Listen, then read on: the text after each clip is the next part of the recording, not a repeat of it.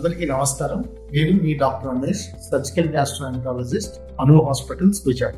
ఈరోజు నేను డిస్కస్ చేయబోయే ఒక topic the worst foods for your heart diseases కి చాలా వర్స్ట్ ఫుడ్స్ గురించి నేను చెప్పబోతున్నాను. సో ఈ ఫుడ్స్ మనం డే బై డే ఎవ్రీడే తీసుకునే ఫుడ్సే.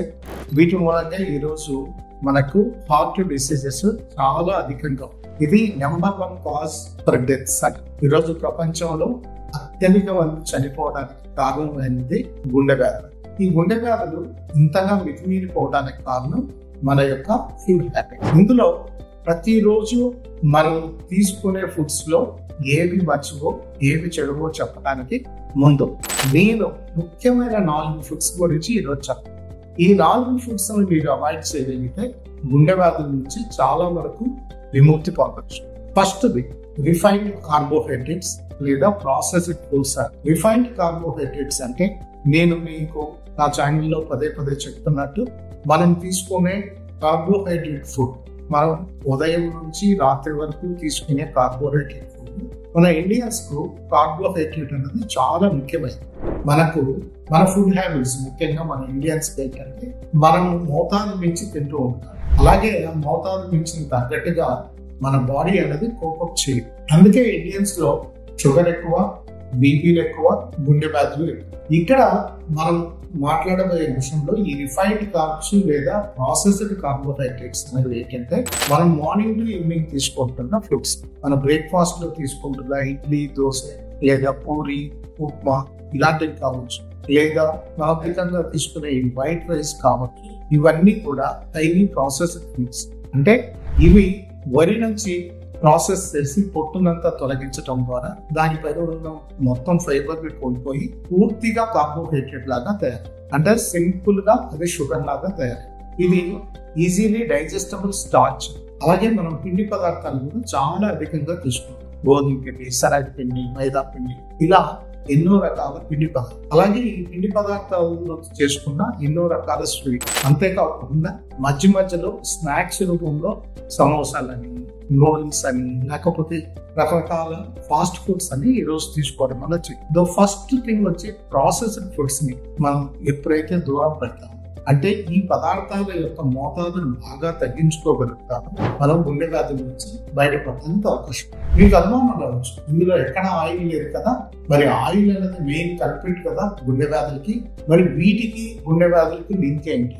ఈ యొక్క ప్రాసెస్డ్ కార్బోహైడ్రేట్ అనేది డైరెక్ట్ గా మన బాడీలోకి ఎంటర్ అవ్వగానే హై షుగర్ స్పైక్స్ వస్తాయి అన్నమాట. షుగర్ అనేది విపరీతంగా పెరుగుతుంది.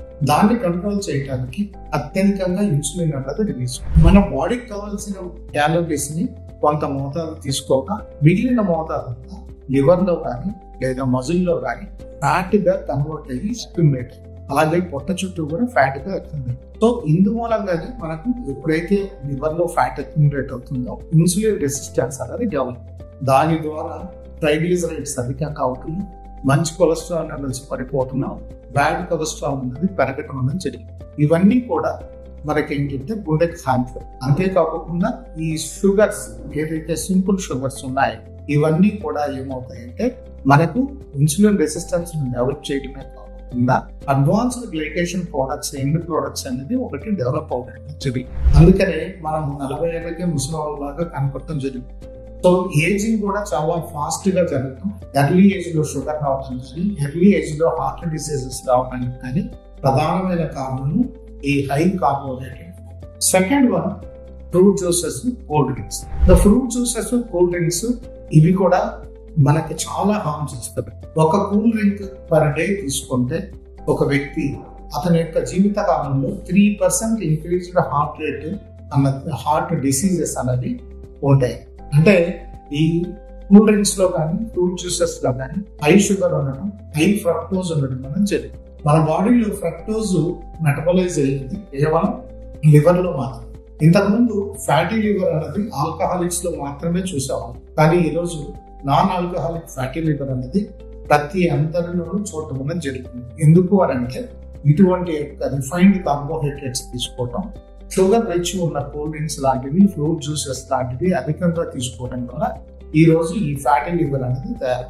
సో ఈ విధంగా ఫ్యాటీ లివర్ తయారు కాగానే ఇవన్నీ మళ్ళీ బ్యాడ్ కొలెస్ట్రాల్ లాగా మారటం. ఈ బ్యాడ్ కొలెస్ట్రాల్ ఉండటమే కాకుండా ఆక్సిడేషన్ అంటారు. అంటే ఈ కొలెస్ట్రాల్ ఎండ్ ప్రొడక్ట్స్ అనేవి లోపల ఉన్న మెటబలైట్ యొక్క ఎండ్ ప్రొడక్ట్స్ నుంచి ఆక్సిడైజ్ అయిపోయి రక్తనాళాలని స్టిఫ్ గా తయారు చేయడం, రక్తనాళాల్లో కొవ్వు చేరుకుపోయేటట్టు చేయడం వల్ల జరుగుతుంది. సో సెకండ్ ఫుడ్స్ మనం అవాయిడ్ చేయాల్సింది fruit juices and cool drinks. Third, deep fried foods. ఈ డీప్ ఫ్రైడ్ ఫుడ్స్ అనేవి చాలా డేంజరస్. ఈ డీప్ ఫ్రై చేయడం మూలంగా ఏమవుతాయంటే ఫ్యాట్స్ అనేవి ట్రాన్స్ ఫ్యాట్స్ లాగా కన్వర్ట్. ఈ ట్రాన్స్ ఫ్యాట్స్ ని మెటబలైజ్ చేయడానికి మన బాడీలో ఎంజైమ్స్ లేవు. ఈ ట్రాన్స్ ఫ్యాట్స్ మనకు రక్తనాళాలకి డైరెక్ట్ గా ఇన్ఫ్లమేషన్ అంటే వాపు క్రియేట్ చేయడం, లేదా రక్తనాళాలను స్టిఫ్ గా తయారు చేయడం, కొలెస్ట్రాల్ అక్యుములేట్ చేయడం లాంటివి చేయడం జరిగింది. అంతేకాకుండా డీప్ ఫ్రైడ్ ఫుడ్స్ నుంచి రిలీజ్ అయ్యే కొన్ని కార్సినోజన్స్ అంటే క్యాన్సర్ కారకాలు కూడా అధికంగా ఉంటాయి. కాబట్టి డీప్ ఫ్రైడ్ ఫుడ్స్ కూడా మన గుండెకు అంత మంచిది. సో డీప్ ఫ్రైడ్ ఫుడ్స్ ను అవాయిడ్ చేయాలి. నాలుగవది అతి ముఖ్యమైనది వెజిటబుల్ సీడ్ ఆయిల్స్.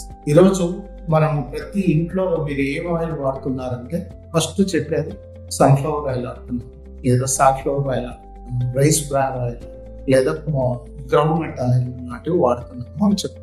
ఈ ఆయిల్స్ ఈరోజు మన డిసీజెస్ కు సగం మూల కారణమే. సో రిఫైన్డ్ ఆయిల్స్ వీటిల్లో యాక్చువల్ గా సీడ్ నుంచి వచ్చిన ఆయిల్ ని సెల్ఫ్ లైఫ్ పెరగడానికి లేదా బాటిల్లో ఎక్కువ కాలం ఉండటానికి, ఆయిల్ చెడిపోకుండా ఉంచడానికి చాలా కెమికల్ ప్రాసెస్ అనేది జరిగింది.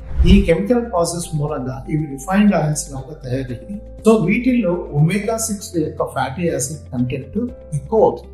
మనకు వెజిటబుల్స్ ఆయిల్స్ లో 2 రకాల ఫ్యాటీ యాసిడ్స్ ఉంటాయి.